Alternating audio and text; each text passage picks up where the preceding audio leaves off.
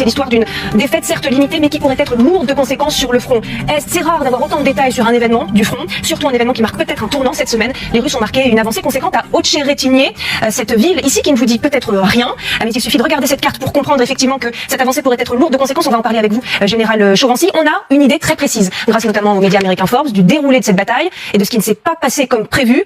Une avancée de plusieurs kilomètres pour les Russes à l'issue de ce qui semble être une relève de brigade qui s'est mal déroulée. Alors Général, que s'est-il passé donc cette semaine? Pourquoi cette défaite ukrainienne? Comment l'explique-t-on aujourd'hui? C'est une défaite tactique certainement, mais qui a été en partie palliée par une réaction relativement rapide des Ukrainiens. Cependant, à quoi on a assisté, en fait, c'est une mauvaise relève d'unité. C'est sans doute l'exercice tactique le plus difficile qui soit en temps de guerre, qu'une brigade d'en gros 2 à 3 000 hommes se fasse relever par une autre brigade de 2 à 3 000 hommes. Ça se fait très souvent de nuit, ça se fait progressivement. Ça veut dire que ceux qui s'en vont ne partent que quand ceux qui doivent les remplacer les ont remplacés. Oui. Manifestement, à un moment donné, ça ne s'est pas bien fait et il y a eu un trou dans le dispositif. Alors ce qui est en jeu là, c'est pas n'importe quelle brigade. Vous allez d'ailleurs nous l'expliquer. C'est la 47e brigade mécanisée, celle qui est équipée notamment de ces fameux chars Abrams dont on apprend le retrait du front. Ils étaient présents à Otcheretinié et puis ils doivent partir. Ils reçoivent cet ordre. Qu'est-ce qui se passe alors? Il faut bien rappeler qu'ils ont reçu